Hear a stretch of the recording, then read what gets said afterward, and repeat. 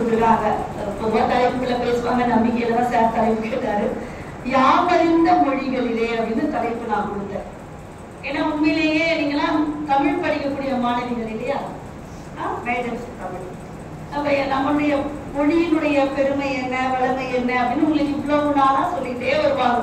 அதனால அது நமக்கு தெரியும். இருந்தாலும் அதுல இருக்கக்கூடிய சில சிறப்பான செய்திகளை உங்களோட பகிர்ந்துக்கலாம். ஏன்னா என்னுடைய வகுப்பு மாதிரிதான் இருக்கு. நான் செல்லம்மாள் மகளிர் கல்லூரி பெண் குழந்தைங்க படிக்கக்கூடிய கல்லூரியில இருந்து தான் வரேன். அதனால இது எனக்கு ஒரு கான்பிடன்ஸ்லாம் நான் நினைச்ச ஒரு 2000-3000 பேர் இருப்பாங்க போல. பொற்றாமரைகள் பல, ஏன்னா பொற்றாமரையில் இருக்கக்கூடிய தாமரை மலர்கள் இருக்கக்கூடிய கலைமகளாக தான் எல்லாம் வீச்சிருக்கிறீங்க. சரியான ஒரு தேர்வு தான் இது. பொற்றாமரை மலர்களுடைய ஒவ்வொருவருமே தமிழ் படிக்கின்ற கலைமகள்களாக தான் எனக்கு தெரியுதுங்க. ஏன்னா அந்த கலை செல்வம் அப்படிங்கிறது தான் முதல்ல உங்களுக்கு தேவை. முதல்ல நமக்கு தேவை கல்வி தான். அந்த கல்வியை ரொம்ப அழகா கொண்டு போகிற கலைமகளான உங்களை நான் பார்க்கிறேன். யாமறிந்த மொழிகளிலே அப்படின்றது எங்க இருக்குன்னு உங்களுக்கு தெரியும். நம்முடைய மகாகவி பாரதி அவருடைய பிறந்த நாள் போச்சு. யாமறிந்த மொழிகளிலே ஏகாரம் போட்டுப்பாரு. ஏன் ஏகாரம் போடுறாரு? யாமறிந்த மொழிகளிலே தமிழ் மொழி. எனக்கு ஒரு சின்ன கெட்ட பழக்கம். இந்த வகுப்புல கேள்வி கேட்கிற மாதிரியே கேள்வி கேட்பேன். ஆனா கவலைப்படாதீங்க, எங்க வகுப்புலயும் நான் தான் பதில் சொல்லுவேன், இங்கேயும் நானே பதில் சொல்லுவேன். இதுதான் பிள்ளைங்க ரொம்ப இந்த மேம் ரொம்ப நல்லா நம்மளோட வேவனத்துல தெரிஞ்சிருக்காங்க. யாமறிந்த மொழிகளிலே தமிழ் மொழி போல் இனிதாவது எங்கும் காணும். இதுல நிறைய சூட்சுமத்தை வச்சிருப்பார். யாமறிந்த புலவரிலே கம்பனை போல், வல்லுவன் போல், இளங்கோவை போல் பூமிதனில் யாங்களுமே பிறந்ததில்லை, உண்மை பெறும் புகழ்ச்சி இல்லை. எப்பவுமே கன்க்ளூஷன் கொடுப்பாரு பாரதி. ஆமா, இந்த ஆளுக்கு பிடிச்சவங்களா பட்டியல் போட்டுருவாரு அப்படின்னு சொல்லிட போறாங்கன்னு அடுத்த வரையில கொடுக்கணும். உண்மை பெறும் புகழ்ச்சி இல்லை. நான் உண்மையதாமா சொல்றேன், சத்தியமா புகழ்த்துக்காக சொல்றேன். அது என்ன? யாமறிந்த புலவரிலே யாமறிந்த மொழிகளிலே. ஒரு செய்தியில எல்லாம் புரிஞ்சுக்கோங்க. எனக்கு ஒரு விஷயம் சரியா தெரிஞ்சா மட்டும்தான் நான் ஏகாரம் போடணும். இப்ப நான் இதுல ஏதாவது ஒண்ணு தொடுங்கன்னு சொன்னா புத்தி போச்சு சொல்லுவீங்களா மாட்டீங்களா? 2 வேலை வச்சுதான் நம்ம தொட முடியும். இதை மட்டும் வச்சு ஏதாவது ஒண்ணு சூஸ் பண்ணுங்கன்னு சொன்னா சொன்னால முடியுமா? அதான் அவர் சொல்றாரு, யாமறிந்த மொழிகளிலே. எனக்கு நிறைய மொழி தெரியும். பாரதிக்கு 11 மொழிகள் தெரியும் சொல்றாங்க. ஆய்வு இருக்கு அதுக்கு. இன்னும் முடிந்த முடியுமா? இல்ல. 11 மொழிகள் அவருக்கு தெரியுமா? 11 மொழிகள் எப்படி தெரியும்? சில பேர் எனக்கு ஹிந்தி தெரியும், என்ன ஆளுங்கே அப்படின்றது மட்டும் தெரியுமா? அந்த மாதிரி எல்லாம் கிடையாது. மொத்தமும் தெரியுமா? எழுத, படிக்க, இலக்கண முறைப்படி கவிதை எழுத 11 மொழிகள் தெரியுமா பாரதிக்கு? அப்படி 11 மொழிகள் தெரிஞ்ச பின்னாடிதான் நான் 11 மொழி படிச்சிருக்கிறேன்.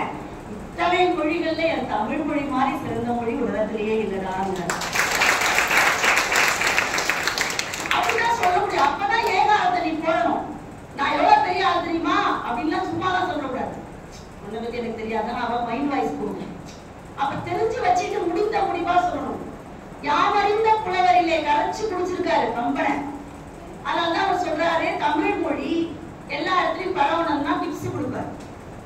என்னன்னா எப்படி இருக்கணும்? தெருவெல்லாம் தமிழ் முழக்கம் செய்தல் வேண்டும். குறுஞ்செய்தியவே நம்ம சரியா முழுமையான தமிழ்ல நம்ம அனுப்ப மாட்டோம். நல்ல வேலை மனுஷன் செத்துட்டார். எனக்கு அதெல்லாம் ரொம்ப சந்தோஷம். இப்ப இருக்க தமிழை பார்த்தா தெருவெல்லாம் தமிழ் முழக்கம் செய்திடல் வேண்டும். பிற நாட்டு நல்லறிஞர் சாத்திரங்கள் தமிழ் மொழியில் மொழிபெயர்த்தல் வேண்டும். பேச்சு மொழியிலே எழுதியிருப்பாரு பாருங்க. நம்ம அதுக்கு ஏன் படிக்கணும்? இதுக்கு முன்னாடியே வள்ளுவர் முன்னோடியா நமக்கு கொடுத்துட்டார். எளிமையான பதங்களோட மனப்பாடம் பண்றதுக்கு ரொம்ப எளிமையா 7 சொற்கள். ஏன் 1.25 மணில கொடுத்துருக்காரு? 1.25 அடிதான். அதுக்கு முன்னாடி அறம் செய்ய வரும். பின்னாடி வந்த பாட்டி ஆத்திச்சூடிங்கிறது பின்னாடி வந்தது. முன்னாடி வந்தது திருக்குறள். அதுக்கப்புறம் ஒரு வரியில எழுதலாம். எப்படி இதை 1.25 அடியில ஏன் கொடுக்குறாரு? ஏன் கொடுக்குறாருன்னா நான் உங்களுக்கு இன்னைக்கு சொல்லிட்டு போறேன். ஏன் தெரியுமா 1.25 அடியை கொடுக்குறாரு? இன்னும் ஒரு 1/4 அடி கொடுத்துருக்காரு முடியாதா? 7 சொற்கள் 8 சொற்களா வச்சுக்க கூடாதா? ஈரோடு தமிழன் ஐயா அவர்கள் வணக்கம் வள்ளுவன் ஒரு நூல் எழுதியிருப்பாரு. அதுல ஒரு கவிதையா எதை வச்சிருப்பாருன்னா 8வது சீர்னு தலைப்பு வச்சிருப்பாரு. அது என்ன 8வது சீர்னா 7 சீரும் போட்டார அதுக்கு தடை ரொம்ப எளிமையான குரல். பொறுமையும் நாமை போல இந்த இடத்துல ஆட்சி ஏழ்மையும் ஏமா போயிட்டு நான் ஒரு 500 திருக்குறள் சொல்லுவேன். ஏன் அடிக்கடி சொல்லி காமிக்கிறேன்னா நம்மளும் படிக்கணும். ஒரு ஆசிரியருக்கு என்ன தெரியுமா பெருமை? நான் இங்க வந்து நின்று பேசுறது உங்க ஆசிரியர்கள்லாம் அவங்க பேசுறது பெருமை கிடையாது. என் மாதிரி என் மாணவிகள் 20 பேர் இங்க வந்து நின்று பேசணும், அதுதான் பெருமை. அதுக்காக தான் இந்த மாதிரியான ஒரு சொற்பொழிவுகளை எல்லாம் கொண்டு வந்து இப்ப அவங்களுக்கு என்ன இருக்கு, எனக்கு போன் பண்ணி அங்க இருந்து எங்க இருக்கீங்கன்னு கேட்டு எனக்கு ஒரு அழைப்பு தயார் பண்ணி இங்க ஒரு அறிமுக உரை சொல்லி உட்கார வைக்கணும். இது ஏதாவது கேட்டு என் மாணவிகள்ல இருந்து 2 பேர் இந்த இடத்துல வந்து ஒரு கல்லூரியில் இருந்து பேச மாட்டாங்களாங்கிற ஏக்கம் தான். அது எப்ப நடக்கும்? இலக்கியங்களை நம்ம படிக்கணும். நம்ம மொழிய நம்முடைய பாடத்திட்டத்தை தாண்டி படிக்கணும். ஒரு மையும் நாம இப்போ ஐந்தலைகள் எழுமையும் ஏமா குடைத்த 7 சொல்லுல வச்சுட்டாரு. இப்ப 8வது செல் வந்து கேட்கிறான், ஏன் என்ன பயன்படுத்தல, நீதி எழுதிருக்கலாம்ல, என்ன அழகான கற்பனை பாருங்க. 1.25 அடியில பண்டுமன் எழுதியிருக்கான். ஏன் அந்த காலடியை வைத்தான் என்பதற்கு ஒரு புது கவிஞன் ஒரு கவிதை எழுதுறான். ஏன் தெரியுமா 1.25 அடியை எழுதிட்டு காலடியை விட்டுட்டான்? அந்த காலடியில உங்க காலடியை வைத்து நடந்தால் நீங்கள் மேன்மேலும் உயரலாம் என்பதற்காக அந்த காலடியை விட்டுட்டு போயிட்டான். நிறைய படிக்க படிக்க நல்ல பிரைட் எங்க தெரியுமா அழகு இருக்கு? தெளிவான சிந்தனை, தெளிவுறவே அறிந்துவிதல், தெளிவு தர மொழிந்துவிதல், சிந்திப்பார்க்கே கலிவளர உள்ளத்தில் ஆனந்த கனவு பல காட்டல், கண்ணீர் துளி வர உள் முறுக்குதல். இதெல்லாம் பாரதி சொல்றான். நான் கேள்வி கேட்டு பதில் சொல்லலாம்னு நினைச்சேன், இருந்தாலும் வேணாம் இருக்கிற நேரத்துல அது வேறையா. தெளிவுறவே அறிந்துவிதல், தெளிவா நீங்க ஒரு செய்திய சின்ன செய்தியா தெளிவா தெரிஞ்சுக்கணும். தமிழ் எவ்வளவு அழகா உங்களுக்கு சொல்லி கொடுக்குறாங்க. தெளிவுறவே அறிந்துவிதல். நீ என்னதான் படிச்சாலும் என்ன தெரியுமா அறிவாளியா நிப்ப? தெளிவு தர மொழிந்துவிதல். நான் படிச்சதை வச்சுக்காம உங்களுக்கு புரியுற மாதிரி சொல்லணும். நான் படிச்சதெல்லாம் உங்களுக்கு சொல்லணும்னு நினைக்கக்கூடாது. ஒண்ணு இல்ல, ஒரு பேச்சாளர் என்ன பண்ணிருக்கிறாரு, இன்னொரு ஊருக்கு பேசுறதுக்கு போயிருக்கிறார். அப்பெல்லாம் மாட்டு வண்டியில தான் போறாங்க. ஒரு பழைய காலத்துல நடந்தது. மாட்டு வண்டியில போறாரு, நல்ல மழை ஒரு இடத்துல. மாட்டு வண்டி அப்படியே அந்த சேத்துக்குள்ள இறங்கிடுச்சு. மழையும் நின்ன பாடல. ஒரு அரை மணி நேரம் கழிச்சு மழை நின்றுடுது. இன்ன உடனே அந்த மாட்டு வண்டியில இருந்து அப்படி எடுத்து அந்த மாட்டெல்லாம் இது பண்ணி சரி பண்ணி கொண்டு வர்றாரு. அந்த பேச்சாளர் அந்த மாட்டு வண்டிக்காரர்கிட்ட ஒரு பேச்சு கொடுக்குறாரு. என்னப்பா பண்றது, இப்ப நம்ம போகும்போது என்னவாயிட்டு இருக்கோம், கூட்டம் கலந்துட்டு இருக்கோம். நான் நிறைய அந்த மக்களுக்காக சொல்லணும், நிறைய சேகரிச்சு வந்துருக்கிறேன், என்ன பண்றதுன்னு தெரியல. பரவாயில்லைங்கயா, கவலைப்படாதீங்க, நான் உங்களை கூட்டிட்டு போயிடுறேன் வாங்க அப்படின்னு கூட்டிட்டு போனோம். கூட்டிட்டு போற இடத்துல அவர் நினைச்ச மாதிரி என்ன ஆச்சு, கூட்டம் கலந்துருச்சு. பழையில அந்த இதெல்லாம் மேலையெல்லாம் காணும். இப்ப ரொம்ப சோகமா இருக்கு. இந்த மாட்டு வண்டிக்கார சொன்னா, நீங்க கவலைப்படாதீங்கயா, இப்ப பாத்தீங்கன்னா இப்போ நான் எங்க மாட்டுக்கு தீவனம் வைக்க போறேன். என்ன பண்ணுவேன், மாடுகள் எல்லாம் சில நேரம் நான் வெளியில இருந்து வர நேரத்துல ஒரு 10 மாட்டுக்கு தீவனம் வைக்க போகும்போது 10 மாட்டுல 9 மாடு மேய்ச்சல் கூட்டு போயிட்டாங்கன்னா, ஐயோ இல்லையே நான் கவலைப்பட மாட்டேன், இருக்கிற ஒரு மாட்டுக்கு தீனி வைப்பேன். அதனால இப்ப யாரும் இல்லைன்னு கவலைப்படாதீங்க, இப்ப நான் தான் இருக்கிறேன்ல, ஏன்ட்ட பேசுங்க. அவரும் என்ன பண்ணிருக்காரு, எல்லாத்தையும் பேசுனா அத்தனையும் அவருக்கு மனப்பாடம் பண்ணி வச்சிருந்த அத்தனையும் உட்காந்து பேசினார். பேசி முடிச்ச உடனே சும்மாவாது இருந்திருக்கான். ஃபீட்பேக்கே கேட்கக்கூடாது. அவர் கேட்குங்க, எப்படிப்பா என் பேச்சு எப்படி இருந்தது? நல்லாதாங்க இருந்தது. நான் ஒரு விஷயம் உங்களுக்கு சொல்லணும்னு நினைக்கிறேன். என்ன சொல்ற? இல்ல, நான் மாட்டுக்கு தீனி வைக்க போகும்போது 10 மாட்டுக்கு எடுத்துட்டு போவேன். 9 மாடு எங்கேயாவது விளைச்சலுக்கு போயிட்டா ஒரு மாட்டுக்கு எவ்வளவு தீனியோ அது தாங்க போடுவேன். 10 மாட்டுக்குரிய தீனியோ ஒரு மாட்டுக்கே போட மாட்டேன். அப்படிதான் அப்படி போட்டுட்டீங்க நீங்க. நம்ம என்ன நினைக்கிறோங்கிறத பிரசன்ட் பண்றதுக்குலாம் கிடையாது. உங்களுக்கு என்ன போய் சேரும்னு சொல்றதுதான் ஒரு பேச்சாளருக்குரிய தகுதி. அது எப்ப வரும்னா தெளிவான சிந்தனை இருந்தாதான் வரும்.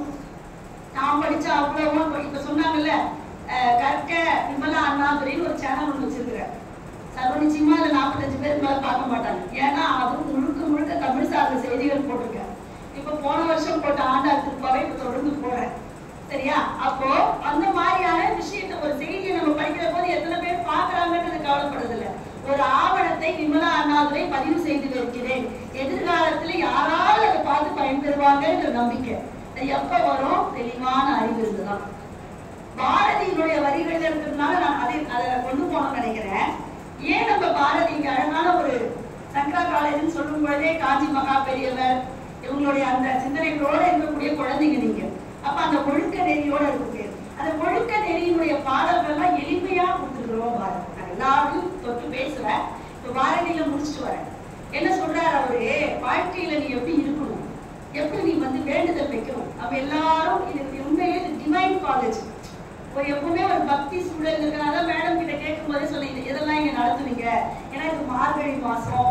இந்த மாதிரியான ஒரு குறிப்பிட்ட வரையறைக்குள்ள ஒரு கல்லூரியில படிக்கிற போது நிறைய நேர்மறை சிந்தனைகள் நமக்கு கிடைக்கும். அதுதான் என்ன ஆச்சுன்னா சில அரசியல் ஸ்டென்ஸ் எல்லாம் போய்க்கிறதா வச்சுக்கோங்க. அப்ப என்ன சொல்றா, ஒரு பக்தி நெறி எப்படி இருக்கணும். நீங்க அவன் எல்லா பக்தியும் என்ன சொல்லுது, அவர் எல்லா பக்தியுமே என்ன சொல்லுதுங்க, உனக்கு பிடிச்ச கடவுளை கொடுக்குது. அது நீங்க இதுதான் யாரும் உங்களை என்ன பண்ண முடியாது, கட்டாயப்படுத்த முடியாது. எந்த விஷயமா இருந்தாலும் நான் டெஸ்ட் இருக்குது 100 மார்க் எடுக்கணும்னு நாங்க சொன்னா நீங்க என்ன படிச்சுட்டு வரீங்க, கடவுளே நம்மளை பத்தி தெரியாம நம்மகிட்ட பேசுறாங்க. அது எனக்கு நல்லாவே தெரியும். எப்பவுமே நான் எப்பவுமே ஒரு நம்பிக்கையோட இருப்பேன். வகுப்புல பாடம் நடத்தும் போதும் சரி, மேடையில பேசும் போதும் சரி, எல்லாருமே கேட்க மாட்டாங்கன்ற நம்பிக்கை எனக்கு இருக்கும். புரிஞ்சுதா? அதனால கேட்பாங்க கேட்க மாட்டாங்கன்றத தாண்டி 2 பேருக்கு போய் பரியுதா, அந்த 2 பேருக்காக தான் உழைக்கணும். 2 பேர் தானே கேட்கிறாங்கன்னு அந்த 100 பேரை தாண்டி நம்ம யோசிக்க கூடாது. என்ன சொல்றாரு, பக்தி எப்படி தெரியுமா இருக்கணும், பராசக்திக்கு போய் ஒரு வேண்டுவார். நம்ம என்ன பண்ணுவோம், கொஞ்சம் பணத்தாலே கையை கட்டிப்போம், சாமி என்ன பயம். ஆனா அதான் வருது, பராசக்திக்கு போய் வேண்டாரு. எப்படி வேண்டாரு, கட்டளை பொருள்ல போய் வராது. மனதின் உறுதி வேண்டும், பாட்டிலுமே இனிமை வேண்டும், இணைவு நல்லது வேண்டும், நெருங்கின பொருள் கைப்பட வேண்டும். இது ஒரு பாட்டு சொல்லியிருந்தாரா. இன்னொரு இடத்துல சொல்றாரு, எண்ணிய முடிதல் வேண்டும். நான் நினைச்சதெல்லாம் நடக்கணும். நம்மளாம் வீட்டுக்கு போய் கொடுத்தா அப்படி இப்ப நடக்கிறது இல்லை. யார்கிட்ட கேட்கிறாரு, பராசக்திட்ட கேட்கிறாரு. ஏன்னா நம்ம அப்பாட்ட செல்லுபடியாவை எப்பயாவது வருவேன், நான் நினைச்சதுதான் நடக்கும். எண்ணிய முடிதல் வேண்டும். அடுத்த வரிதான் பாரதி கிட்ட இருந்து நம்ம கத்துக்க வேண்டியது. நான் நினைச்சதெல்லாம் நடக்கணும்னு சொல்றாங்க, பக்கத்துல வேற கெட்டு போனோம், பக்கத்துல இருந்தவ சரியா படிக்க கூடாது, இப்படிலாம் கேட்க கூடாது. எப்ப தெரியுமா நீ நினைச்சது நடக்கும், எண்ணிய முடிதல் வேண்டும், நல்லவே எண்ணல் வேண்டும். நீ எப்ப நினைச்சதெல்லாம் நடக்கணும்னு நினைக்கிறியா, நீ எதை பத்தி நினைக்கணுமா, நல்லதை நினைக்கணுமா. நல்லவே எண்ணிய முடிதல் வேண்டும், நல்லவே எண்ணல் வேண்டும். ஒரு விஷயம் நல்லா உளவியலா புரிஞ்சுக்கோங்க. அடுத்தவங்களை கெடுக்கிறதுக்கோ அடுத்தவங்களை பத்தி பேசுறதுக்கோ என்ன தேவைன்னா கோழைத்தனம் தான் தேவை. பயந்து தானே பேசுவோம், அப்படியே நெஞ்ச நிமித்திட்டு பல்லு போயிடும். அப்ப என்ன சொல்றாரு, நீ நல்லதை நினைக்கிறதுக்கு என்ன தெரியுமா வேணும், நல்லதே எண்ணல் வேண்டும்னா திண்ணிய நெஞ்சம் வேண்டும். நல்லதை நினைக்கிறான் எவனா அவன் தாண்டா உண்மையான வீரங்கிறாரு. திண்ணிய நெஞ்சம் வேண்டும். அதுக்கு அடுத்து ஒண்ணு சொல்றாரு, நான் சொன்ன தெளிவான அறிவு, தெளிந்த நல்ல அறிவு வேண்டும். பாரதிக்கு எப்பவுமே தன்னை பற்றின ஒரு விஷயம் என்னன்னா, நான் இந்த ஜென்மத்துல பாவம் பண்ணா கூட ஏதோ ஒரு ஜென்மத்துல நான் பண்ணியிருப்பேன். அதெல்லாம் எப்படி போனோமா, பண்ணிய பாவம் எல்லாம் பருதியின் முன்பணியை போல நன்னிய நின்மும் நின்று நசித்திடல் வேண்டும் பண்ணாய். நான் எப்பவோ பண்ண பாவமா இருக்குன்னா என்ன, மார்கழி மாசம் பனி இல்லையா, இந்த பனித்துளி சூரியன் வந்த உடனே எப்படி போயிடுது உடனே, அந்த மாதிரி போகணும். அப்ப எப்படி வேண்டுதல் என்பதை எப்படி வைக்கணும்னு சொல்றாரு அவரு, நல்ல விஷயங்களாக செய்ய வேண்டும், நல்ல செய்திகளாக எண்ண வேண்டும். ரொம்ப இனிமையான நம்முடைய மொழி. இங்க பாரதிதாசன் தமிழின், நான் முதல்ல அதான் தலைப்பு கொடுத்தேன், தமிழின் இனிமைன்னு கொடுக்கலாம் அப்படின்னு அழகா எழுதியிருப்பாரு. நம்ம என்ன நினைப்போம், எதெல்லாம் உலகத்துல இப்ப கேளுங்களேன், எதெல்லாம் உனக்கு இனிமை. எப்பவுமே போன பார்த்துட்டே இருந்தா யாரும் வந்து எதுவும் கேட்கக்கூடாது. இல்லைன்னா எனக்கு பிடிச்ச நல்ல சாப்பாடை கொடுத்துருக்கோம், அது சுட சுட இந்த மார்கழி மாசத்துல எங்க அம்மா 9 மணிக்குள்ள எடுக்கவே கூடாது. சரியா? அது ஒவ்வொருத்தருக்கும் ஒவ்வொரு இனிமையா பெரிய பட்டியலா போடுவார் பாரதிதாசன். சுகர் பேஷண்ட் இதை படிக்கவே கூடாது, அந்த மாதிரி போடுவார். என்னன்னா, கனியிடையே ஏறிய சுளையும் முற்றல் கழையிடையே, இது எத்தனை பேர் இதை பாட்டு தெரியும்? நான் இதை சொல்றேன், அதை நான் அக்ரி பண்ணிட்டேன். கனியிடையே ஏறிய சுளையும் முற்றல் கழையிடை ஏறிய சாரும் பனிமலர் ஏறிய தேனும் காய்ச்சு பாகிட ஏறிய சுவையும். சுகர் பேஷண்ட் சாப்பிடக்கூடாது, பார்க்கவே கூடாது இந்த பாட்டு. கரெக்டா நான் சொல்றேன், நான் சுகர் பேஷண்ட். தனி பசு பொழியும் பாலும் தென்னை நல்கிய குளிரில நீரும், இதெல்லாம் நம்ம கேட்டோடனே நாட்டுல எச்சு ஊருதா சொல்றாரு. இதெல்லாம் இனிந்துதான். கனியிட ஏறிய சுளையும் முற்றல் கழியிட ஏறிய சாரும் பனிமலர் ஏறிய தேனும் காய்ச்சு பாகிட ஏறிய சுவையும், தனி பசு பொழியும் பாலும் தென்னை நல்கிய குளிரில நீரும். இனியன என்பேன் எனினும் தமிழை என்னுயிர் என்பேன் கண்டீர். இது மாதிரி 5 கேட்டகரி போடுவார். என்ன போடுவாரு? இப்ப உறவுகளை பத்தி சொல்ற. பயிலூரும் அண்ணன் தம்பி அக்கம் பக்கத்துறவின் முறையூர் தயை மிக உடையால் அன்னை என்னை சந்ததம் மறவா தந்தை குயில் போல் பேசிடும் மனையார் அன்பை கொட்டி வளர்த்திடும் பிள்ளை. இவங்கெல்லாம் யாரு? Close relations. அப்படிதானே? அவங்க ரொம்ப நெருங்கின சொந்தக்காரங்க. இதெல்லாம் சொல்லிட்டு அயலவர் ஆவர் இவங்க எல்லாமே என்னை விட்டு போனாலும் சரி தமிழை என் உயிர் என்பேன் கண்டீர் அப்படின்னு தமிழினுடைய இனிமையை எவ்வளவு அனுபவிச்சிருந்தா சொல்ல முடியும். நீங்க பாத்தீங்கன்னா நம்ம பொதுவாகவே காதல் அப்படின்னா நமக்குள்ள ஒரு வெக்கம், நம்ம மனசுல ஏதோ தேவையே இல்லை. காதல்லாம் அன்புன்னு ஒரு பொருள் இருக்கு. நம்ம ஹார்ட்டையே மீன் பண்றோம். அந்த அன்பு எப்ப வேணா வரலாம். சரியா? நம்ம ஃப்ரெண்ட்ஸ் மேல இருக்கக்கூடிய மகத்தான அன்பா இருக்கலாம். நம்முடைய அக்கா குழந்தைங்க அக்கா அந்த மேல மேக்சிமம் வர்றதுக்கு வாய்ப்பு இல்லதா? ஏன்னா முதல் விரோதி அவங்க தான் வச்சுக்கோங்க. எனக்கும் அப்படிதான் உங்களை மாதிரி இருக்கும்போது. அப்ப என்னன்னா இந்த காதல ரொம்ப அழகா பாரதிதாசன் சொல்லு. இங்க பாரதிதாசனோட பாத்திரமா திராவிட கருத்துக்கள் தான் அப்படின்னு சொல்லி பாக்குறத தாண்டி தமிழ காதல பாரதிதாசன் மாதிரி இனிமையா சொல்றது கிடையாது. கண்ணின் கடைப்பார்வை காதலியர் காட்டிவிட்டால் மண்ணில் குமரருக்கு மாமலையும் ஒரு கழுதான். அவன் நீங்க போகும்போது பாக்குறீங்களா? அத்தை பொண்ணு பாக்குறாள். அவனை பார்த்த உடனே அவன் ஒரு சும்மா அப்படி காலில் ஏதோ தட்டி விட்டு போறான். பார்த்தா இவளை இப்படி பாக்குறது. அதை அவன் பார்க்கல. ஏன்னா இவரை பார்க்கறான். கண்ணின் கடைப்பார்வை காதலியர் காட்டிவிட்டால் மண்ணில் குமரருக்கு மாமலையும் ஒரு கழுதான். நம்ம என்ன நினைச்சுக்கிறோம்? இன்ஃபாக்சுவேஷன் சொல்றோம். இப்ப இருக்கக்கூடிய காதல என்ன சொல்றோம்? இந்த வயசுல வரக்கூடாது அப்படி. அதே நீங்க நிறைய பேர் கேட்டு பாருங்க, உங்க காதல் எப்ப முடிஞ்சது? கல்யாணம் முடிஞ்சிருச்சுவாங்க. அது பேர காதல். முழுமை பெற்ற காதல் எல்லாம் முதுமை வரை கூட வரணும்னு கண்ணதாசன் இல்லையா? ஒரு காதல்ங்கிறது என்ன? நான் சொல்றது ஆண் பெண் காதலை தாண்டிய எல்லா அன்புமே அதான். அன்பெனப்படுவது தன் கிளை செராமைன்னு கலித்தொகை சொல்லும். கலித்தொகை என்ன சொல்லும்? அன்பெனப்படுவது தன் கிளை செராமை. நமக்கு வேண்டியவங்களுக்கு மட்டும் நம்ம பாசமா இருக்கும். விருந்தோம்பல் தெரியும். விருந்தோம்பல் என்ன? நமக்கு வேண்டியவங்க வந்தானா அவங்களுக்கு வடை பாயாசத்தோட போடுறது, இல்லைன்னா இருக்கிற பழைய குழம்பை சூடு பண்ணி போடுறது. விருந்து அப்படின்னாலே யாரோ தெரியாதவங்களுக்கு போடலாம். விருந்தேதானும் புதுவதின் கிழவின் தொண்டாப்பிய சொல்லுவோம். நமக்கு யாருமே அவங்க தெரியாது, அவங்கள கூப்பிட்டு போட்டிருக்கான் தமிழன். அதனாலதான் அதுக்கு பேரு விருந்துன்னு வச்சாங்க. அதுவும் குடும்பத்தோட சேர்ந்து விருந்து வைக்கிறோமா. கண்ணகி கோவலனை கண்ணகியை பிரிந்து போன கோவலன் திரும்பி வரா கண்ணகியை பார்க்க. சாதாரண ஒரு ஆர்டினரி ஹவுஸ் ஒய்ஃப்னு சொல்றோம்ல, அவங்க என்ன பண்ணுவாங்க? கேட்கறான், ஏமா நான் அவங்ககிட்ட பிரிஞ்சு போயிட்டேன்ல, நீ எப்படிமா இருந்த? பக்கத்து வீட்டுல பத்திரிகை வச்சாங்க, எல்லாரும் போக முடியல. அவங்க வீட்டுல அந்த விசேஷம் அப்படிதானே சொல்லுவாங்க. கண்ணகி சொன்னாலா, அவன் கேட்டுருக்கான், இவ்வளவு நாள் உன்னை விட்டுட்டு நான் மாதவியில இருந்தேன், உங்ககிட்ட மன்னிப்பு கேட்கிறேன்.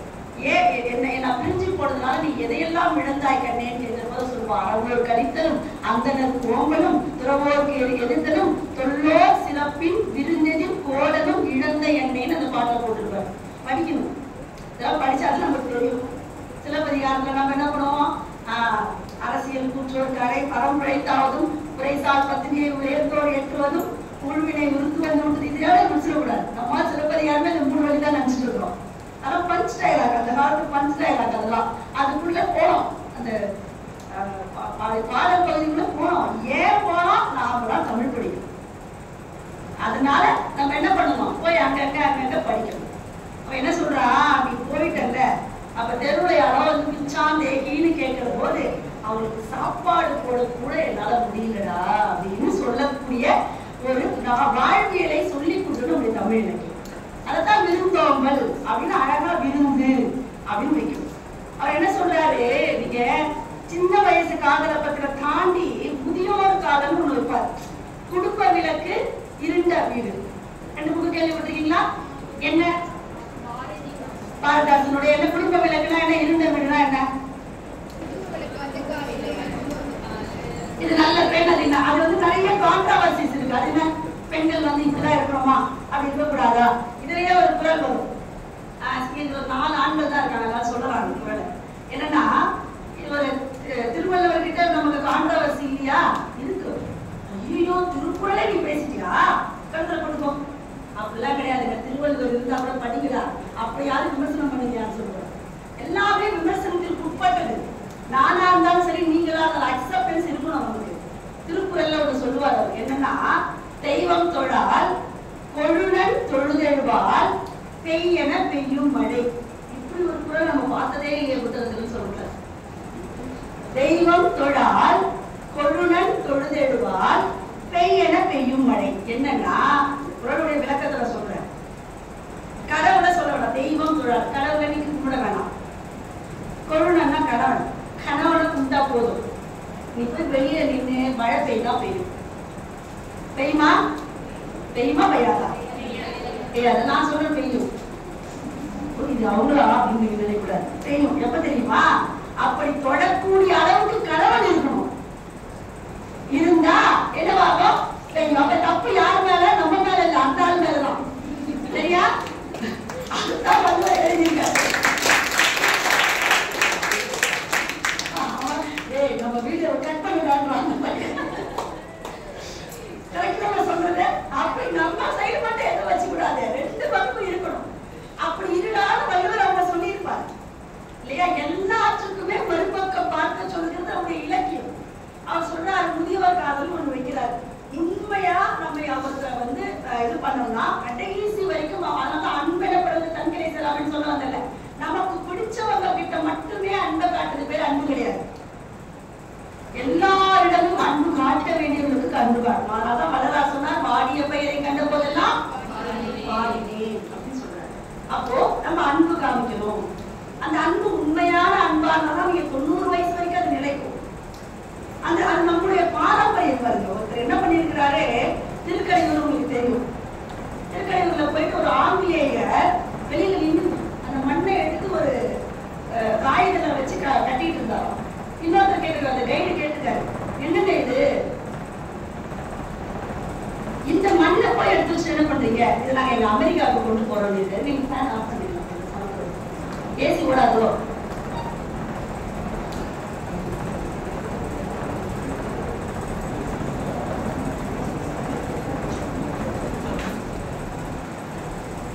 அந்த மண்ணை எடுத்து கட்டிட்டு அதை என்ன பண்ணிருக்காரு, எடுத்து வச்சிருக்காரு. இது என்ன பண்ண போறீங்க அப்படின்னு சொல்லும்போது சொன்னாரா, இன்னைக்கு கல்யாணம் ஆகிறதுக்கு முன்னாடியே டைவர்ஸ் பண்ற எங்க நாட்டுல 60 வருஷம் ஒரு கணவனும் மனைவியும் சேர்ந்து வாழலாங்கன்றது நான் இந்த கோயில்ல தான்பா பார்த்தேன்.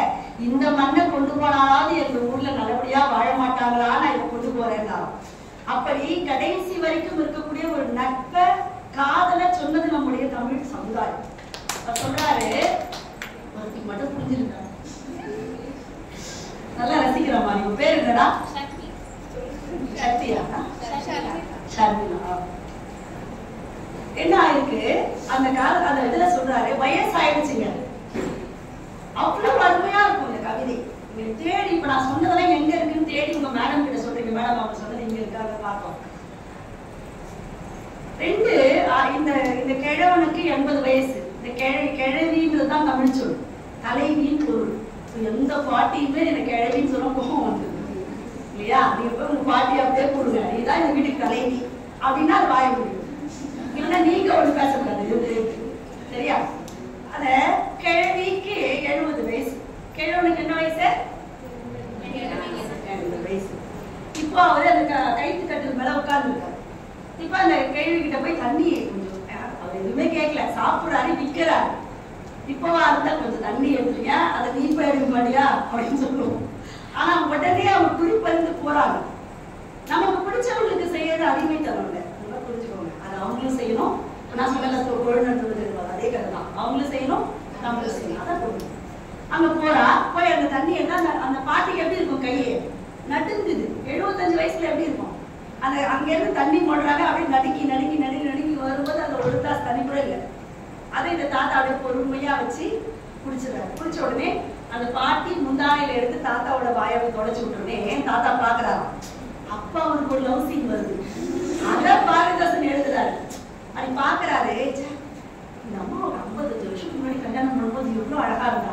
புதுமலர் அல்ல, காய்ந்த புற்க. அப்ப புதுமலர், இப்ப அப்படி கிடையாது. காய்ந்த புற்கட்டே அவள் உடம்பு எப்படி இருக்கும்? சுருக்கு சுருக்கமா வைக்கோல் ஒரு மாதிரி இருக்கும். காய்ந்த புற்கட்டே அவள் உடம்பு. சரிராடும் அடையாளங்கள். குச்சி குச்சி போவேன்னா புது பொலிசு போட்டுருப்பாங்க கல்யாணம் புதுசுல. அது இண்டிகேஷன் அவருக்கு இல்ல, நான் வரேன் அப்படின்னு. காய்ந்த பல கதிராடும் அடையாளங்கள். நல்லாடி விழும் மூதாட்டி. குழிகள் கண்கள். கண்கள் எப்படி இருக்கும்? உள்ள முடிஞ்சிருக்கும். மையெல்லாம் வைக்க முடியுமா? அதுல என்ன போடுறீங்க? மேல மேல ஒரு போடுங்க. மஸ்காராவா? தப்பு சொல்லாங்க, எனக்கும் தெரியும். அதெல்லாம் நானும் போட்டிருக்கேன். அதெல்லாம் போடல. குழிகள் கண்கள். இப்படி பாக்குறாரு. ரொம்ப அழகா போனாவே ஆப்பிள் கண்ணம்லாம் சொல்லுவாங்கல்ல, அதெல்லாம் கல்யாணம் அப்படிதான். அதுக்கப்புறம் கிடையாது. அப்படிலாம் இல்லையா? எப்படி இருக்கிறா? குழிகள் கண்கள். எது எனக்கு இன்பம் தருது? இப்படிலாம் அவ இல்ல. ஒரு வறண்டு போன தேகம். அப்படியே பிடிச்சா அந்த கையில எலும்புதான் இருக்கு. ஆனா எது எனக்கு இன்பம் தரும்? எது இன்பம் தரும் எனக்கு? சொல்றாரு பாத்தீங்கன்னா, வாழ்க்கையினுடைய கடைசி ரகசியம்.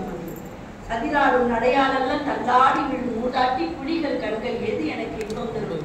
அவள் என்னோடு இருக்கின்றாள் என்பதொன்று மட்டுமே எனக்கு இன்பம் தரும் சொல்றாரு. அந்த புதியோர் காதல வரும்பொழுது அங்கிருந்து அது டிராவல் ஆனாதான் அதை நீங்க சொல்ல முடியும். என்ன பண்ணணும்? ஒருத்தருக்கு ஒருத்தர் சேர்ந்து வாழ்ற அந்த வாழ்க்கையை தமிழ்ல அவ்வளவா சொல்லிக்கலாம். ஹிலாரி கிளின்டன் இங்க சென்னைக்கு வந்துட்டு, ஹிலாரி கிளின்டன் உங்களுக்கு தெரியும், கிளின்டனுடைய மனைவி. கிளின்டன் யாருன்னு கேட்கக்கூடாது, அவரு அமெரிக்க அதிபரா இருந்தாரு, அவங்க மனைவி. ஏன்னா நம்ம மட்டும் ஒண்ணு சொல்லிட்டு போயிடுவோம். அது சொன்னாங்க சரி, அவங்க சொன்ன ஆள் யாருன்னு கேட்பான் இல்லையா? சில பட்டிமன்றம்லாம் நாங்க பேசும்போது முடிச்சுட்டு போன முன்னாடி தலைப்பை பத்தி விசாரிக்கிறவங்களா இருப்பாங்க பொதுமக்கள்ல இருந்து. அப்பதான் புரியுதுங்க நம்ம எவ்வளவு முட்டாளான்னு இருக்கிறோம். தலைப்பே புரியாம 3 மணி நேரம் பேசுகிறோம். அந்த மாதிரி இல்லாத ஹில்லாரி கிளின்டன், கிளின்டனுடைய மனைவி, கிளின்டன் அமெரிக்க அதிபரா இருந்தவர். அவங்க சென்னையில இருந்து கிளம்பும் போது ஏர்போர்ட்ல பத்திரிகை நிருபர்கள் அவர்கிட்ட கேட்டாங்க, சார் நீங்க நிறைய நாடுகளுக்கு போயிருக்கீங்க, எங்களுடைய இந்தியாவுக்கும் வந்திருக்கீங்க, மற்ற நாடுகளுக்கும் நீங்க இந்தியாவில் இந்த தமிழ்நாட்டுக்கும் என்ன சிறப்பு ஏதாவது இருக்கா அப்படின்னு கேட்டபோது அந்த அம்மா சொன்னாங்கன்னா, நான் நிறைய நாடுகளுக்கு போயிருக்கிறேன், மற்ற நாடுகளுக்கும் இந்த இந்தியாவுக்கும் இருக்கக்கூடிய தமிழகத்துக்கும் இருக்கக்கூடிய பெரிய வேறுபாடு என்ன தெரியுமா? மற்ற நாடுகளில் குடும்பங்களும் இருக்கிறது, கோயில்களும் இருக்கிறது. இந்தியாவில் மட்டும்தான் குடும்பங்களே கோயில்களாக இருக்கிறது. அந்த அம்மா படிச்சிருக்காங்க. என்ன காரணம்? வாங்கி அது நமக்கு நம்ம விடக்கூடாத ஒரு செய்தி என்ன தெரியுமா? என்ன மேலை நாட்டு கலாச்சாரங்கள் போனாலும் பாசம், அன்பு, பிரிவு, விட்டு கொடுத்தல் என்பது நம்ம தமிழகத்துக்கே உரியது. அது எங்க நீங்க கத்துக்கலாம்னா இலக்கியங்கள் இருந்து கத்துக்கலாம். நீங்க இந்த மார்கழி மாசத்துல இப்ப ஆண்டாள் திருப்பாவையில நம்ம நிறைய அவருடைய இந்த செய்திகள்லாம், மருத்துவ செய்தி, அறிவியல் செய்தி எல்லாம் சொல்லணும். குலசேகர ஆழ்வார் உங்களுக்கு தெரிஞ்சிருக்கும். யாரு? 12 ஆழ்வார்கள்ல ஒருவர். அவரு பெருமாள் திருமொழின்னு ஒண்ணு எழுதியிருப்பார். அவர் ஒரு ஆண். அவர் தலைப்புகளை எழுதிட்டே வரும்போது கண்ணனை குழந்தையா பாவிச்சு நிறைய பாசுரங்கள்லாம் 10 பாடல்கள் எழுதிருக்கு இல்லையா? எல்லாத்தையுமே அப்படி சொல்லிட்டே தான் வரணும். அப்படி தேவகி புலம்பல் கேள்விப்பட்டிருக்கீங்களா நீங்க? இல்லன்னா இல்லன்னு சொல்லிடலாம். தேவகி புலம்பல்ங்கிற தலைப்புல ஒரு பாசுரம் எழுதியிருப்பாங்க. அது என்ன தேவகி புலம்பல் அப்படின்னா, கண்ணனுடைய பெற்ற தாய் தேவகி, வளர்த்த தாய் யாரு? யசோதை. இப்போ தேவகி நினைச்சு பார்க்கலாம், ஒரு பெண் என்ன சொல்ல, 10 மாதம் தன் வயிற்றில் பக்குவமாய் சுமந்து கத்துகின்ற போதெல்லாம் கதைகள் பல சொல்லி எத்தினமும் அது இன்பத்தை காணுகிறவள் தாய் சொல்லுவாங்க. இப்ப சாதாரணமா ஒரு வறுமையில வாழக்கூடிய தாய் கூட அந்த குழந்தை பெற்றவுடனே அதை வளர்த்து பால் கொடுத்து ஒரு அழகா, இவன் பெரிய கடவுள் இல்லையா, மிகப்பெரிய பரமாத்மா. அதை பெற்ற தேவகிக்கு எவ்வளவு ஆசை இருந்திருக்கும், நாம இதை வளர்க்கணும், இந்த குழந்தை நடக்கிறத பார்க்கணும் எல்லாம் இருக்கணும். ஆனா அவளால என்ன பண்ண முடியல, வளர்க்க முடியல கம்சனால. அப்போ அவ எவ்வளவோ கஷ்டப்பட்டிருப்பாளேன்னு நினைச்சு பார்க்கறாரா குலசேகர ஆழ்வார். அப்ப நினைச்சு பார்த்து அவர் புலம்புறதாக ஒரு பாட்டு எழுதிருக்காரு. என்ன அருமையான ஒரு சிந்தனை பாருங்களேன். அப்படி எழுதுற போது ஒரு பெண் எப்படி வளர்ப்பாலோ அதே மாதிரி அவங்க அம்மா வளர்க்கறத வச்சு எழுதினாரா, இல்ல யாராவது வளர்ப்ப இன்னொரு முறை நீக்க அவங்க அம்மா வளர்க்கறது கூட 3 வயசுல முடிஞ்சிடும். அப்பதான் நம்ம குழந்தையா தானே இருந்திருக்கும். அவன் ஒரு குழந்தை சொன்னாங்க, அம்மா நீ பாடின தாலாட்டி இன்னும் எனக்கு ஞாபகம் இருக்குண்ணா, 6 மாசத்துல பாடினது எப்படி ஆடுது இல்லம்மா, நான் அப்புறமா அவன் ரேடியோவில் கேட்டு தெரிஞ்சுக்கிட்டேன். அந்த மாதிரி எல்லாம் இல்லாம அவர் எவ்வளவு அழகா அவர் சொல்லுவாரு, அவருடைய சிறப்பெல்லாம் சொல்லுவாரு. அவர் என்ன பண்ணுவான், மண்ணை சாப்பிடுவான். அப்படி மண்ணை எடுத்து சாப்பிட்டுட்டு மண்ணை எடுத்து சாப்பிட்டு அப்படின்னு கூப்பிட்ட உடனே என்ன பண்ணுவானா, ஓடி வந்து அவன் புடவை பிடிச்சுக்குவான். அவன் எப்படிப்பட்ட புடவை கட்டிக்கிறான், பட்டு புடவை கட்டிக்கிறான். பட்டு புடவை கட்டினோடனே அந்த செம்மண் அதை எடுத்து பிடிச்சா என்ன பண்ணுவோம், உடனே நம்ம மக்கள் நேரமா தான் எப்போ அப்படி தள்ளி விட்டுருவோம். ஆனால் குழந்தை பிடிச்சா அம்மா என்ன பண்ண மாட்டான், கை வாஷம் பண்ணிக்கலாம். சிம்பிளா அப்படி பிடிச்சிக்கிட்டான். பிடிச்சிட்டு என்ன பண்றான், நின்றுட்டே இருக்கிறா. அந்த ஆயர்குல பெண்கள்லாம் ஓடி வந்து உன் பையன் இப்படி பண்றான், வெண்ணையை திருடி திருடி எங்க உயிரை வாங்குறான் அப்படின்னு சொன்ன உடனே கையில ஒரு கையில பிடிச்சிட்டாரு அவனை. இங்க இருந்து ஒரு தொடப்ப குச்சி, என்ன குச்சி, அந்த தொடப்ப குச்சி, அதை எடுத்து அதுல நிறைய யார் அடிக்க போறா, கடவுள் அடிக்க போறா. அப்ப அதுல பின்னாடி முன்னாடி எல்லாம் பேப்பர்ல கலர் பேப்பர்ல ஒட்டு போட்ட ஒரு டான்ஸ்ல ஆடுவோம், அந்த மாதிரி ஒட்டிருந்தான். அப்படி தூக்கி காமிக்கிறான், அடிக்கல, எதுல அதுவோ தொடப்ப குச்சி தான். அடிச்ச உடனே பயப்படாடா கண்ணை அப்படியே பண்ணி அவனோட முகத்தெல்லாம் தொல்லை இன்பத்து இறுதி கண்டாலேன்னு போடுவாங்க. தொல்லைங்கிறது என்ன, துன்பம் தானே, ஆனா அது இன்பத்து இறுதி கண்டாலே அப்படின்னு சொல்லிட்டு ஒரே ஒரு வரி போடுவாரு. அப்படி எல்லாம் உன்னுடைய குழந்தை இன்பத்தை நான் அனுபவிக்கிற, நான் எப்படிப்பட்டவர் தெரியுமா, தாயரில் கடையாயின தாயேன்னு போடுவார். அது என்ன தாயர்ல கடை, இப்ப கொசு கூட குழந்தை பெற்றுக்கும், குழந்தை பெற்றுக்குமா, அந்த குழந்தை பெற்று அதுவும் என்ன பண்ணும், நடவண்டி வாங்கி கொடுக்கலாம், பால் குட்டி வாங்கி கொடுக்கலாம், கொடுக்கலாமா கொடுக்கூடாதா, கிளி இப்ப வாங்கி கொடுக்கலாம். நமக்கு என்ன தெரியும், மார்க்கெட் போய் நம்மள பாக்குறோம் பின்னாடி, அது பறந்து வரக்கூடிய அவ வாங்கி கொடுக்கமா கொடுக்காதா. அப்படி சின்ன எறும்பு, சின்ன உயிரினங்கள் கூட தாய்மையை அனுபவிக்கக்கூடிய இந்த காலகட்டத்துல அதை கூட என்னால அனுபவிக்க முடியலையே. தாயரில் என்ன ஆயின கடையாயின தாயேன்னு எழுதுற மாதிரி எழுதுவார். என்ன ஒரு சுவாரஸ்யமான ஒரு விஷயம் பாருங்க. அதான் அழகுங்க, தமிழ்ல இருக்கக்கூடிய அழகு. நீங்க பாத்தீங்கன்னா நம்ம தமிழ் தாய் வாழ்த்து பாடுவோம் இல்லையா, இது எழுதினவர் யாரு, மனோன்மணியம் பேசுந்தரவர்களே. அந்த மனோன்மணியம்ங்கிற பாட்டுல இருந்து நமக்கு என்ன அதை எடுத்தோம், தமிழ் தாய் வாழ்த்தை எடுத்தோம். இந்த தமிழ் தாய் வாழ்த்துக்கு பின்னாடி கன்னிகள்னு எழுதியிருப்பாரு. உண்மையிலே எனக்கு தெரிஞ்சு அதை தான் நம்ம என்ன பண்ணிருக்கோம், பாடப்பகுதியா வச்சிருக்கோம். ஏன்னா அதுல என்னன்னா தமிழ் ஏன் சிறப்பானது, தமிழ் சிறப்பினுடைய வளங்களை எல்லாம் பட்டியல் போட்டிருப்பாங்க. 6 இது மொத்தம் 12 எழுதியிருப்பாரு. 12மே 12 வரலாற்று செய்திகளை சொல்லியிருக்கு.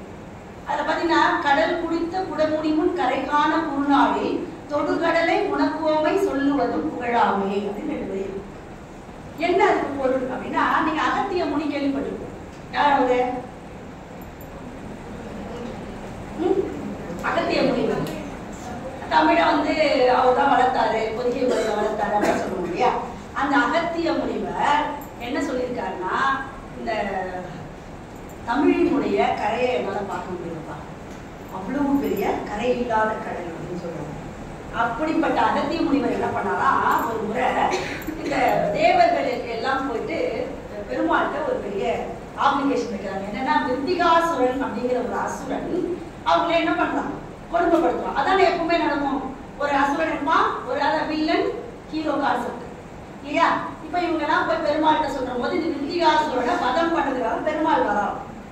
விஷ்ணு வந்த உடனே அவன் என்ன பண்றான், கடலுக்கு அடியில போய் புகுந்துடும். யாரு, விருத்திகாசுரன்.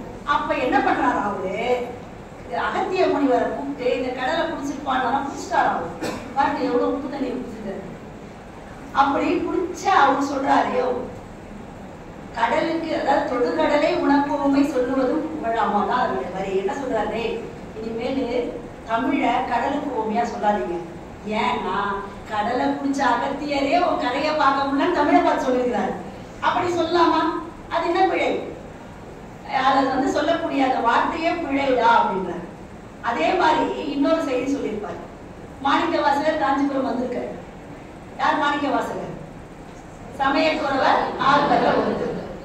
அவரு காஞ்சிபுரம் வந்திருக்காரு. அவரு எதை எழுதியிருக்காரு மாணிக்க வாசகர், திருவாசகம். நீங்க தைரியமா சொல்லுங்க, தப்பா இருந்தா கூட தப்பு கிடையாது, அதான் உண்மை. அவர் வந்து நான் கேஸ் போட போறாரு, அவர் நான் திருத்திட்டு போறாங்க, வாயை திறந்து பதில் சொல்லணும். அதான் நீ பேசு, நம்ம மட்டும் பேச விட்டுட்டு நம்ம வந்து கை தட்டி விட சரியா. எப்பவுமே வகுப்புல கூட கான்வர்சேஷன் வச்சுக்கோங்க. சந்தேகம் தான் எழுந்து கேளுங்க. நானும் கேட்டு அது முடிஞ்சு எங்க வகுப்புல கூட அப்படி கேட்கவே மாட்டாங்க. நான் இன்னொரு 1 hour பாடம் நடத்துவது பயப்படுவாங்கன்னு தெரியல, கேட்கவே மாட்டான். என்ன சொல்றாரு, அதுல ஒரு வரி, கடையூழி வரும் தனிமை கழிக்க அன்றோ அம்பலத்துள் உடையார் உன் வாசகத்துள் ஒரு பிரதி கருதினது. 2 வரி. கடையூழி வரும் தனிமை, இந்த உலகமே அழிஞ்சு போகும். ஏன்னா இது அழிஞ்சு அழிஞ்சுதான் உருவாகுது அப்படின்னு சொல்லுவாங்க. அதுலதான் அவதாரங்கள்லாம் உருவாச்சு அப்படின்னு உங்களுடைய நம்பிக்கை, நம்முடைய புராதன நம்பிக்கை. அப்படி அழிகிற போது கிருஷ்ணர் கூட பிறப்பாரு, பிறந்து இன்னொருத்தரா. ஆனா சிவபெருமானுக்கு அது கிடையாது. ஆதியும் அந்தமும் இல்லாத பெருஞ்சோதியை நாம் காணப்படுறாரா? அப்ப அழிவே இல்லாத சிவபெருமான். மாணிக்கவாசகர் இதை பத்தி சொல்லும் பொழுது என்ன சொல்வாரு? கடவுள் மனிதனுக்கு சொன்னது எது? பகவத்கீதை. மனிதன் கடவுளுக்கு சொன்னது திருவாசகம். மனிதனே மனிதனுக்கு சொன்னது திருவிழான்னு சொல்லுவாங்க இல்லையா? அப்படி இவரு திருவாசகத்தை மாணிக்கவாசகர் சொல்ல சொல்ல யார் அதை காப்பி ரைட் எடுத்தாராம்? சிவபெருமான் எடுத்தாராம். அப்ப அவர் யோசிக்கிறார், நம்ம எப்ப பாரு இந்த யுகம் அழிஞ்சு தனிமையில் இருக்கிறோம், இவனாவது செத்து போய் பிறக்கிறான். யாரு? அறிவியல் சொல்றா செத்து செத்து பிறக்கிறது யாரு? பெருமாள். நமக்கு அந்த ஆப்ஷனே கொடுக்கல. அதனால இந்த உலகமே அழிஞ்சு போனப்ப நான் தனிமையில் இருப்பேன்ல. அப்ப தனிமையில நீங்க நல்லா கற்பனை பண்ணி பாருங்க. இந்த உலகத்துல ஆணும் பெண்ணும் சேர்ந்து இருக்கிறோம். ஆண்கள் மட்டுமே இருந்தாலும் என்ன ஆகும்? தாடி அப்படியே போயிட்டே இருக்கு, எங்க ஹேருக்கும் வேலையே இருக்காது. அதையே பார்த்து பெண்கள் மட்டுமே இருந்தாங்கன்னா ஒரு ஸ்டிக்கர் போட்டு கூட வைக்காது. அப்ப ஆண்கள் பெண்கள் தனியாக இருக்கும் போதே வாழ முடியலையே, ஒருத்தருமே இல்லாம இருந்தா தனியா என்னவாகும்? பயங்கர போர் அடிக்குமா? அப்படி அவரு போர் அடிக்காம இருக்கிறதுக்காக அப்பவே ஒரு திருட்டு வேலை செஞ்சிருக்காரு. திருவாசகத்தை எழுதும் போதே கீழே ஒரு கார்பன் காப்பி வச்சு எழுதி அந்த கார்பன் காப்பியை மறைச்சிட்டாராம். கடையூழி வரும் தனிமை கழிக்க அன்றோ. இப்ப நான் சொன்ன உங்களுக்கு புரியுதா வரல? கடையூழி வரும் தனிமை கழிக்க அன்றோ அம்பலத்துள் உடையார் யாரு? சிவபெருமான். அம்பலத்துள் உடையார் உள் வாசகத்துள் திருவாசகத்துள் ஒரு பிரதி, பிரதினா ஜெராக்ஸ் காப்பி. கடையூழி வரும் தனிமை கழிக்க அன்றோ அம்பலத்துள் உடையார் உள் வாசகத்துள் ஒரு பிரதி கருதினதே. அப்ப தமிழ் தனிமையை போக்க வல்ல இனிமையான மொழி என்பதை யார் சொல்றதாம்? சிவபெருமானே சொல்லியிருக்கிறாரு. அப்ப சிவபெருமானுக்கே தனிமையை போக்குகின்ற மொழி எனக்கு எப்படி இருக்கும், உனக்கு எப்படி இருக்கும்? ஆனா நம்ம அதை கூட கூட்டாளியே சேர்த்துக்கிறது இல்லை. தள்ளி வச்சுட்டு ஷார்ட்ஸ், ரீல்ஸ், இதுலயே நம்ம என்ன பண்றோம்? காலத்தை கழிக்கணும். சின்ன சின்ன வாசிப்பு வச்சுக்கோங்க. ஒரு மன்றம் வச்சு ஏன் நடத்துறாங்க குழந்தைகளுக்கு அப்படின்னா, அதுல இருந்து அதிகப்படியான வாசிப்பு உங்களுக்கு இருக்கணும். என்னுடைய பாடத்திட்டத்தை தாண்டிய ஒரு சின்ன சின்ன வாசிப்பு உங்ககிட்ட இருக்கணும். அதை படிக்கிற போதே ஒரு போதை இருக்கணுமா? நமக்கு எதையோ போதை ஏற்படுத்தி வைக்கணும். இருக்கிறதுலே மிகப்பெரிய போதை படிப்பு. படிப்புனால் வரக்கூடிய புகழ். ஒருத்தர் பாய்மையில நின்று இவங்க மேடம் வந்து இவ்வளோ படிக்கிறாங்க. எப்படி படிக்கிறாங்க? சும்மா என் வீட்டுல எங்க கடவுள் இருந்தா வந்து நான் வர மேடம் உங்களை பத்தி படிக்கணும்னு வருவாங்களா? ஒரு விருந்தினரா வந்தாதான் நான் என்ன பண்ண முடியும்? என்னை பத்தி சொல்ல முடியும். அதுக்கு என்ன நான் தகுதிப்படுத்தணும். சும்மாலாம் இங்க வந்து நிற்க முடியுமா? சும்மா வந்து நின்று இது பேப்பர் இல்லாம இதெல்லாம் பார்த்து நீங்க ஒன்றும் பிரமிப்பெல்லாம் அடையட்டாங்க. ஜஸ்ட் பிராக்டிஸ் தான் இது. ஒரு 20 பேர் பேசுனீங்கன்னா நீங்க எப்படி பேசுவீங்க? இந்த அம்மா பரவாயில்ல, இவங்க நிறைய என்னை விட அதிகமா நீங்க மனப்பாடம் பண்ண வேண்டிய வயசு உங்களுக்கு. அதுக்காக எனக்கு ரொம்ப வயசாயிடுச்சுன்னு நினைக்காதீங்க. உங்களோட கொஞ்சம் அதிகம். என்னன்னா நம்ம இதை பார்த்து ஆஹா இப்படி நம்மளும் ஒரு கல்லூரியில பேசணும், நம்ம கல்லூரியில நம்ம பேசணும் அப்படின்னு நீங்க நினைச்சீங்கன்னா வாசிக்கணும், ரசிச்சு வாசிக்கணும். தமிழை என்ன பண்ணணும்?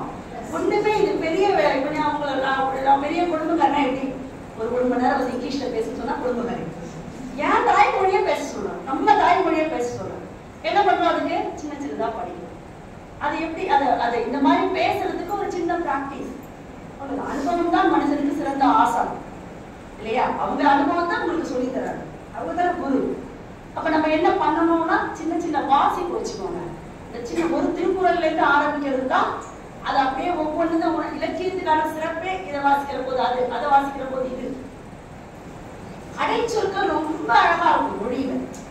இத படிச்சதுனாலதான் அவன் சொல்றான் யாமறிந்த மொழிகளிலேன்னு. சும்மா சொல்லிடுது. ஒவ்வொரு இலக்கியத்தை வாசிக்கிற போது, கம்பராமாயணத்தை வாசிக்கிற போது ஒரு பாட்டுல மொத்த கருத்தையும் கம்பன் வைப்பான். காட்டுக்கு ராமன் போறான், பட்டாபிஷேகம் முடிவு பண்ணியாச்சு. அவங்க சித்தி என்ன பண்றாங்க வந்து, ஏன் நாடு ஆளக்கூடாது காடு ஆளணும். ஒரே பாட்டுல மொத்தத்தையும் சொல்லணும் அந்த அம்மா.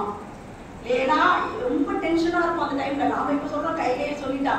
அவ யோசிப்பான், ஐயோ நம்ம சொன்னா இவன் கேட்பானா, எங்க அப்பா எங்க கேட்பான், அந்த உள்ள படுத்துருக்கான் பயக்கத்துல. இப்ப நான் போக மாட்டேன்னு சொன்னா எனக்கு என்னவாகும், ஈகோ டச் பண்ணதாகும். நான் நாட்டுக்கே ஒரு ஆசை ராணி மாதிரி ஒரு இடத்துல இருக்கிறேன். அப்ப அவன் கூப்பிட்டு சொன்னா என்ன பண்ணுவான், கேட்க மாட்டானா, என்ன பண்ணுறது. அவன் ஒரே மூச்சு சொல்லி முடிக்கணும்னு அவன் உளவியலோட கம்பனதை எழுதுவான். ஒரு பாட்டியை நம்ம படிக்கிறதுக்கு கஷ்டப்படுறதே, அது ஒரு சொல்லியும் யோசிக்கிறதுக்கு எவ்வளவு கஷ்டப்பட்டுருவான். ஒரே பாட்டுல அவன் சொல்லணும், நீ வந்து காட்டுக்கு போகணும், இவன் நாடு ஆகணும், இதை நான் சொல்லல, உங்க அப்பாவா சொன்னா நான் அப்பா வந்து கேட்டுக்கிறேன்னு சொல்லுவான், ராஜாவா சொல்லணும். இத்தனை பாயிண்டையும் ஒரே பாட்டுல வைக்கணும்னு நினைக்கிறார் கம்பன். ஒரே பாட்டுல வைப்பார். ஆடி சூழ் உலகமெல்லாம் பரதன் ஆள. ஆடினா என்ன, கடல் சூழ்ந்த உலகம். ஆடி சூழ் உலகமெல்லாம் பரதன் ஆள. நீ போய் தாழ் இரும் சடைகள் தாங்கி தாங்கரும் தவம் மேற்கொண்டு பூழி வெங்கானம் நன்னி புண்ணிய துறைகள் ஆடி 7 ஆண்டில் வா என்று இயம்பினன் அரசன் என்றார். மொத்தத்தில் ஆழி சூழ் உலகம் எல்லாம் யார் ஆடுறது, பரதன். ஒரு சின்ன ஸ்கொயர் ஃபீட் கூட வந்துடக்கூடாது. மொத்தத்தில் யார் ஆடணும், பரதன். ஆடி சூழ் உலகம் எல்லாம் பரதனால நீ போய் தாழியிலும் சடைகள் தாண்டி போனோடனே வந்துடக்கூடாது. ஒரு நீளமா முடி வளர்ந்து தாடி ஜடா முடியெல்லாம் வச்சுக்கிட்டு அப்பப்ப ஷேவ் பண்ணா என்ன பண்றது, நாட்டுடைய இது வந்துடும் இல்லையா. அப்ப தாடிரும் சடைகள் தாண்டி தாங்கரும் நம்ம என்னால கட்டுப்படுத்தி என்னுடைய அத்தனை இந்திரியங்களையும் கட்டுப்படுத்தக்கூடிய தாங்கரும் தவம் மேற்கொண்டு பூழி வெஞ்ஞானம். நீங்க சும்மா புனையிலேயே காட்டுக்குள்ள வெளியே இருக்கக்கூடாது, விலங்குகள் நிறைந்த காட்டுக்குள்ள போகணும். எவ்வளவு பாருங்க, ஒரு தூயத்திங்கிறது இருக்கு பாருங்க. பூழி வெஞ்ஞானம் நன்னி புண்ணிய துறைகள் ஆடி சில்லு இருக்கும் மார்கழி மாசத்துல துறைகள் ஆடி 14 வருஷம் கழிச்சு வரா, நடுவுல வந்துட போற என்று இயம்பினன் யாரு, அரசன் என்றால் கவர்மெண்ட் ஜீவோ. என்ன பண்ண முடியாது, நீ மீறவே முடியாது. அப்ப ஒரு பாடலுக்குள்ள இருக்கக்கூடிய அழகு எங்க இருக்கு, சின்ன சின்ன அடைச்சொற்கள் மொழிக்கு அழகு. அபிராமி பட்டனுடைய அபிராமி அந்தாதி என்னமோ இன்னைக்கு இந்த காஞ்சிபுரம்ங்கிறதுனால பக்தியா வருது. அபிராமி அந்தாதி உங்களுக்கு தெரியும் எப்படி அவர் எழுதினாரு. நீங்க எல்லா கல்யாணத்துக்கு போகும்போது பாத்தீங்கன்னா 16 பெற்று யாரும் சொல்றதுல பொக்கே கொடுத்துட்டு எங்க லஞ்சு வாழ்ன்னு கேட்கறாங்க. அதனால கிஃப்ட கொடுத்துட்டு ஆனா என்ன 16 பெற்று பெருவாழ்வு வாழுங்க கொஞ்சம் அப்பப்போ போட்டுட்டு இருக்காங்க.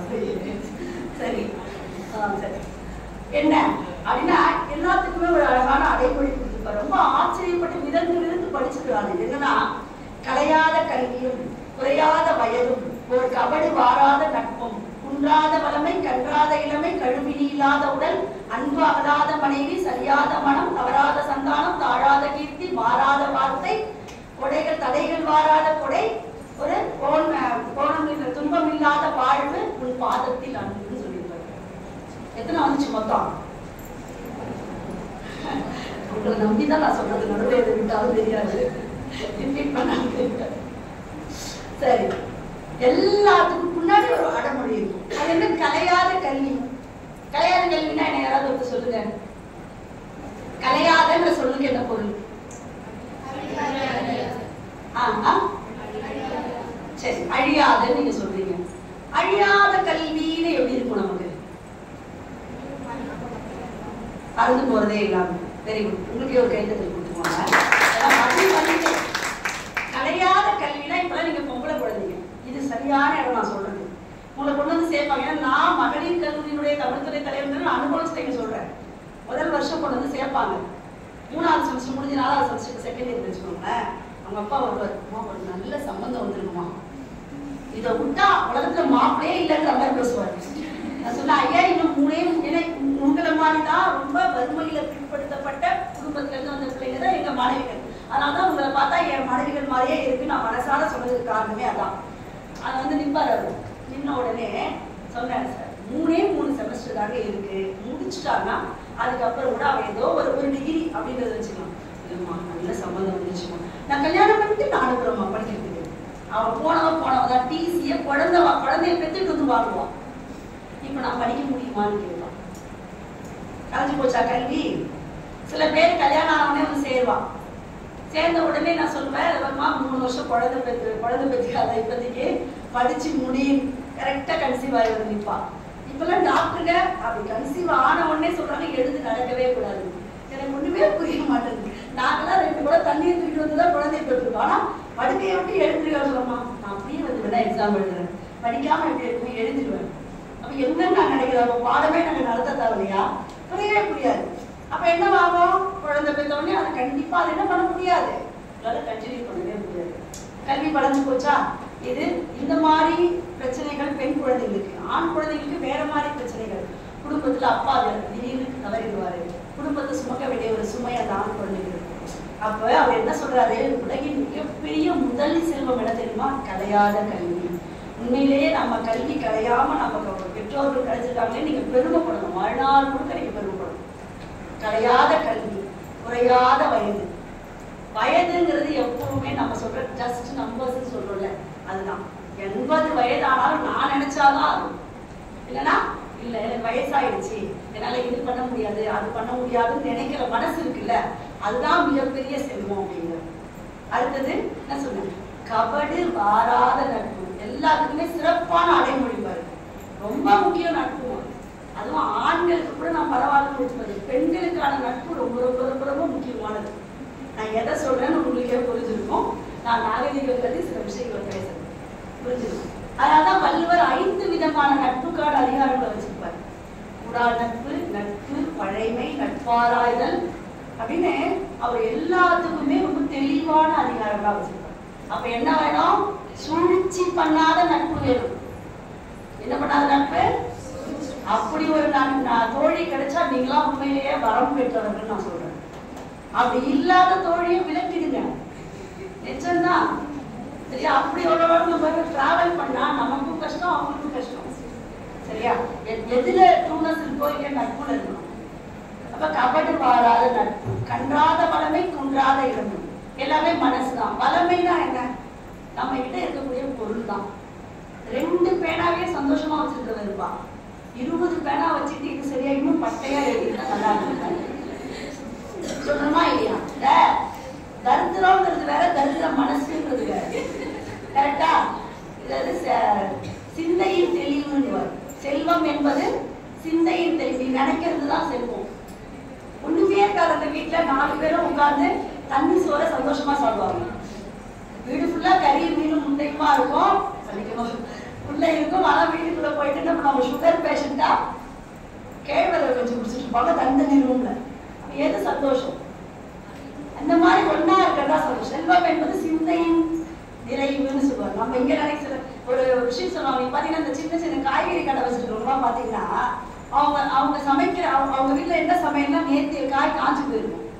கரெக்டா நான் சொல்றது? அந்த காயை தான் எடுத்து சமைப்பாங்க. இப்ப ஏங்க அங்கவும் ஃப்ரிட்ஜில் நம்ம வச்சிருக்கிறோம், எல்லாம் உட்கார்ந்துருக்கீங்க. கத்திரிக்காய் 1 கிலோ வாங்கி வச்சிட்டோம்னா அதை கீழே கொட்டி ஃப்ரெஷ்ஷானதை எடுத்து கவர்ல போட்டுட்டு எதெல்லாம் வதங்கி போயிருக்கோ அதை தான் சமைப்போம். ஒருத்தர் வெத்தலை கொட்டி வச்சிருக்காங்க. அந்த வெத்தலை கொட்டி சில்வர்ல, வெள்ளியிலே வெத்தலை கொட்டி வச்சிருக்காரு. நல்லா வெத்தலை போடுவாங்க. என்ன பண்ணுவாரா அவரு? ஏன்னா அவங்க பையன் கிட்ட சொல்லி 10 ரூபாய்க்கு வெத்தலை வாங்கிட்டு சொல்லுவாரு. வாங்கிட்டு வந்த வெத்தலை என்ன பண்ணுவாராம், வெளியில வச்சுட்டு உள்ள இருக்கக்கூடிய காஞ்ச வெத்தலையெல்லாம் எடுத்து அதெல்லாம் நல்லா தொடச்சி எடுத்து வெளியில வச்சுட்டு இந்த வெத்தலையை திரும்பி உள்ள வச்சுட்டு என்ன பண்ணுவாராம், அந்த வெத்தலையை போடுவாங்க. அதுக்கு பதிலா ஒரு நாள் ஃப்ரெஷ்ஷான வெத்தலையை போட்டுருந்தா என்ன பண்ணிருக்கலாம், காலம் முழுக்க ஃப்ரெஷ்ஷா போட்டுக்கலாமா? இப்ப காலம் முழுக்க அவர் என்ன பண்றாரு, காஞ்ச வெத்தலையே போட்டுக்காரு. அவர் இறந்துட்டாரு. படையல் வச்சப்ப அவங்க பையன் என்ன பண்ணாலும் 10 ரூபாய் வெத்தலையை வாங்கிட்டு வந்து வெயில வச்சு நல்லா வதக்கி கொண்டு வந்து மறைச்சாலும். ஏன்பா இப்படி வைக்கிறேன்? எனக்கு தெரிஞ்சு எங்க அப்பா 50 வயசுல ஒரு நாள் கூட ஃப்ரெஷ்ஷா வெத்தலை போட்டதே இல்லைன்னா. இதுதான் தத்துவ மனசு இருக்கா அவங்க கிட்ட. அதுதான் என்னன்னா நம்ம கிட்ட வளமை இளமை என்பது மனசுக்கான விஷயம். இது மாதிரி நிறைய அது இருக்கக்கூடிய முழுசு சொன்னா இன்னும் 1 மணி நேரம் இருக்கும். அதனால இது மாதிரியான அழகான சொல்லாட்சிகள் நிறைந்தது நம்முடைய மொழி. நீங்க தேர்வுக்காக படிக்கிறீங்கள காட்டிலும் என்னுடைய மனநிறைவுக்காக நான் மொழியை படிக்கிறேன், நான் என்னுடைய இலக்கியத்தை படிக்கிறேன் அப்படின்னு சொல்லி ஒரு நாளைக்கு 15 நிமிஷமாவது என்ன பண்ணணும், நம்ம பாடம் இல்லாத அந்த சில நூல்களை எல்லா வீட்லயுமே பாரதியார் நூல் இருக்கணும், பாரதிதாசன் நூல் இருக்கணும், நம்முடைய சங்கராச்சாரியருடைய அந்த நூல் இருக்கணும். அந்த மாதிரி எல்லா விதமான நூல்களும் நீங்க என்ன பண்ணணும், வச்சுக்கணும். என்னைக்காவது ஒரு நாள் எடுத்து அதை அதாவது ஒரு நாள் நேரம் ஏதாவது ஒரு நூலை எடுத்து 10 நிமிஷங்களாக தொடர்ந்து வாசிங்க. அதுதான் உங்களை என்ன பண்ணும், நமக்கு அடிக்ஷன் எப்படி ஆகும், முதல்ல போன சும்மா பார்ப்போம், அப்புறம் தள்ளி பார்ப்போம், அப்புறம் அதையே ஒரு விஷயம் என்ன ஆகுது, பயிற்சி ஆகுது, அதுவே தொடர்ந்து பழக்கமா மாறும். அதையே நம்ம கெட்ட விஷயத்துக்கு பயன்படுத்தணும். நம்மளையும் நம்ம வாழ்க்கையிலே முன்னேற்றக்கூடிய ஒரு பொக்கிஷம் நம்மகிட்ட இருக்கு. அதை நம்ம என்ன பண்ணலாம், நல்ல வளமான முறையில பயன்படுத்திக்கலாம்.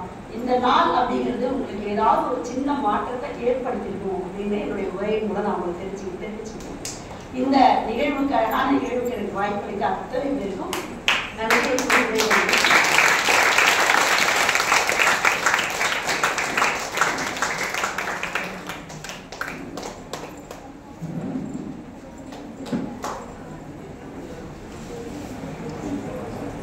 பாரதியை தொட்டு கடைசியா அபிராமி அந்தாதி வரைக்கும் அம்மாவுடைய தகவல்கள், அரிய தகவல்களா கம்பன், திருவள்ளுவர், இன்னும் பல சில கதைகள், அதன் மூலமாக உங்களுக்கு ஒரு வாசிப்பை பற்றியும் மொழியினுடைய மேன்மை பற்றியும் எடுத்துரைத்த அம்மா அவர்களை முறையாக நன்றியுரை சொல்ல நம் துறை பேராசிரியர் ஜெயலட்சுமி அம்மா அவர்களை அழைக்கிறோம்.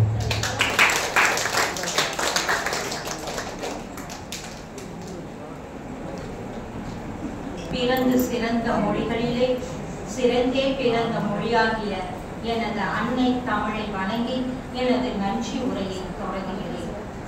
யாமறிந்த மொழிகளிலே என்ற தலைப்பில் பாரதியார் கூறிய கருத்துக்களையும் அதனுடைய சிறப்புகளையும் இன்பத்தினையும் அவை மட்டும் இல்லாமல் இலக்கியத்தில் உள்ள ஒவ்வொரு சுவையினையும் நாம் எப்படி கற்க வேண்டும், எப்படி மேடை பேச்சுகளில் பேச வேண்டும், ஒவ்வொரு கருத்துக்களையும் நமக்கு அழகாக எடுத்துரைக்க நம்மளுடைய செல்லம்மாள் மகளிர் கல்லூரி தமிழ் துறை தலைவர் முனைவர் விமலா அண்ணாதுரை அவர்களுக்கு நம் கல்லூரி மற்றும் துறையின் சார்பாக நன்றியை தெரிவித்துள்ளோம்.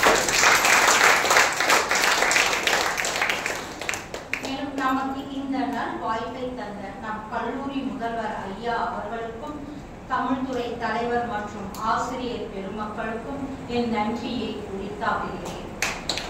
இந்த வாய்ப்பை நன்கு பயன்படுத்தி கொண்ட மாணவர்களுக்கும் நன்றி கூறுகிறேன்.